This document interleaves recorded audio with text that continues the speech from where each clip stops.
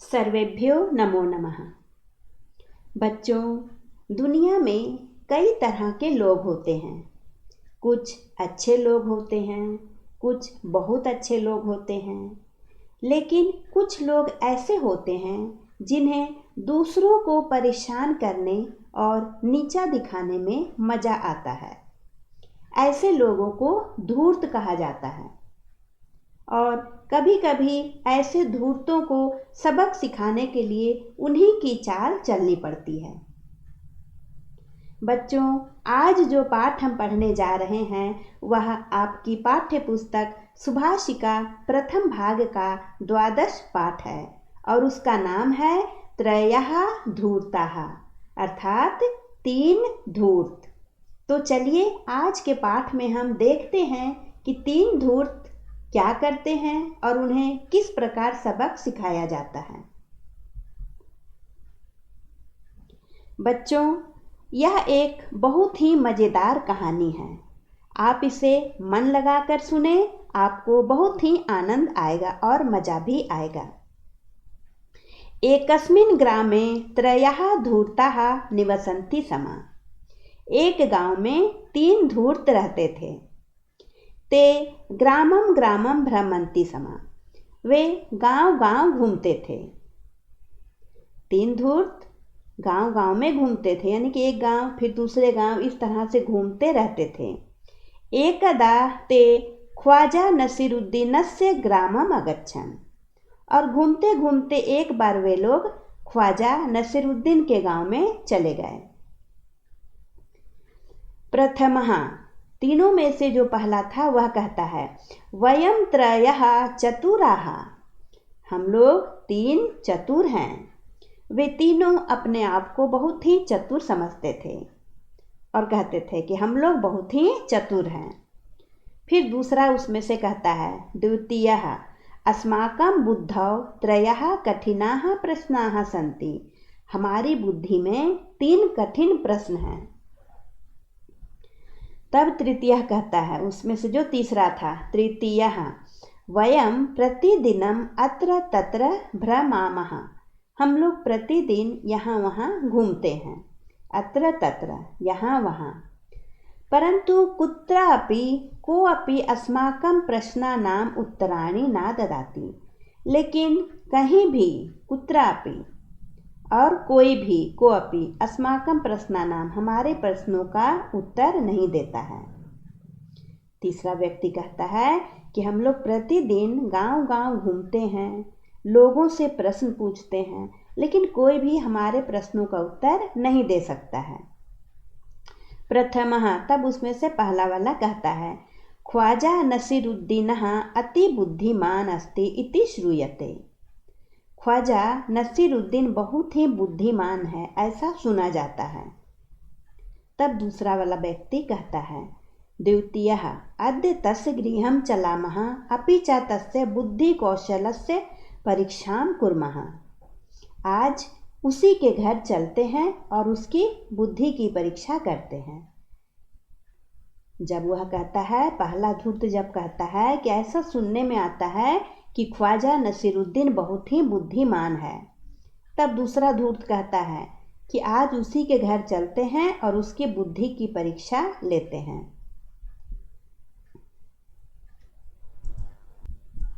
फिर तीसरा वाला कहता है, तृतीयः अस्तु तमपि तानेव प्रश्नान् प्रक्ष्यामः। ठीक है, उसको भी यही सब प्रश्न पूछेंगे, यानी कि उससे भी यही प्रश्न पूछेंगे जो हम लोग गांव-गांव में जाकर पूछते हैं और कोई भी उसका उत्तर नहीं देता है। ते त्रयः नसीरुद्दीनस्य गृहं गच्छन्ति। और वे तीनों नसीरुद्दीन के घर जाते हैं। तदा नसीरुद्दीनः गर्दभेन सह स्वगृहात् निर्गच्छति। उस समय नसीरुद्दीन अपने गधे के साथ अपने घर से निकलते हैं। नसीरुद्दीन कहता है, स्वागतम अस्ति युष्माकम। तुम लोगों का स्वागत है। त्रयः, तीनों कहते हैं, धन्यवादः, धन्यवाद। फिर नसीरुद्दीन कहते हैं, प्रातः काले एव कुतः आगच्छथ? सुबह सुबह कहाँ से आ रहे हो? अधुना श्रूयते यत् यूयं ग्रामं ग्रामं गच्छता तत्र सभां च कुरुथा। इस समय सुनने में आ रहा है कि तुम लोग गांव गांव घूम रहे हो और सभा कर रहे हो। सर्वत्र जनान प्रश्नान पृच्छता, सभी लोगों से सभी जगह प्रश्न पूछ रहे हो, परंतु कोऽपि उत्तराणि न ददाति इति, लेकिन कोई भी उसका उत्तर नहीं दे रहा है, ऐसा सुनने में आ रहा है। नसीरुद्दीन पूछता है उन लोगों से कि प्रातःकाल तुम लोग कहाँ से आ रहे हो? ऐसा सुना जा रहा है कि तुम लोग अभी गांव गांव घूम रहे हो, सभा कर रहे हो और सभी जगह लोगों से प्रश्न पूछ रहे हो, लेकिन कोई भी तुम्हारे प्रश्नों का उत्तर नहीं दे पा रहा है। तब पहला धूर्त कहता है, प्रथमः आम भवान सत्यम अशृणोत, हाँ आपने सही सुना है। फिर दूसरा कहता है, द्वितीयः अस्माकं प्रश्नानाम उत्तराणि भवान अपि दातुं न शक्नोति, हमारे प्रश्नों का उत्तर आप भी नहीं दे सकते हैं। इस तरह से कहता है। तब नसीरुद्दीन कहता है, नसीरुद्दीनः परंतु ईश्वर कृपया कोऽपि प्रश्नः एतादृशः न अस्ति यस्य उत्तरं मम पार्श्वे न अस्ति।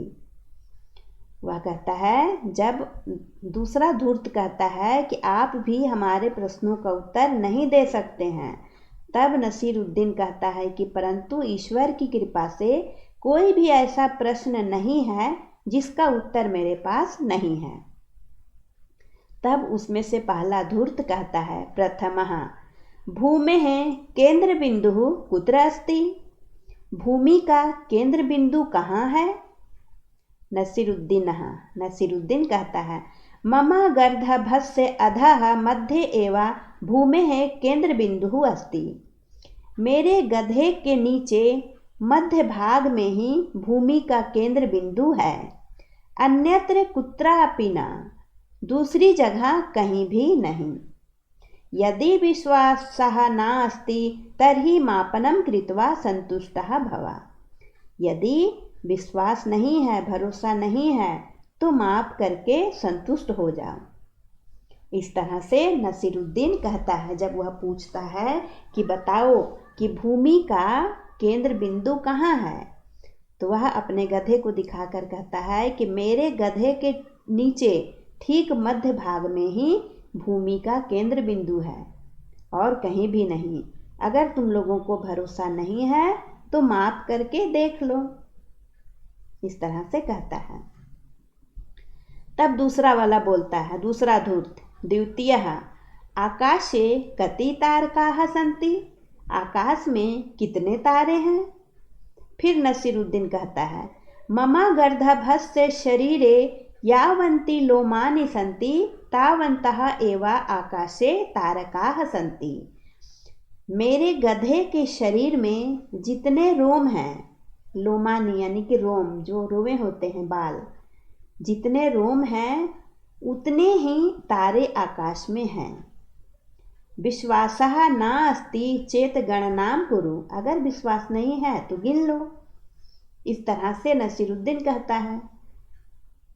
फिर तीसरा वाला कहता है, तृतीयः मम समश्रव कियन्ति लोमानि सन्ति, तो ठीक है बताओ मेरी मूछ में कितने बाल हैं, कितने रोम हैं? फिर नसीरुद्दीन कहता है, मम गर्दभस्य पुच्छे यावन्ति लोमानि सन्ति तावन्ति एव तव समश्रव लोमानि सन्ति, मेरे गधे की पूंछ में जितने बाल हैं उतने ही बाल तुम्हारी मूछ में भी हैं। इस तरह से वह कहता है। तब तीसरा धूर्त कहता है, तृतीयः यदा प्रमाणितं करिष्यति भवान् तदा वयं पराजिताः भविष्यामः, यदि आप इसे प्रमाणित कर देंगे, सिद्ध कर देंगे, तो हम लोग आपसे पराजित हो जाएंगे। इस तरह से तीसरा वाला धूर्त कहता है।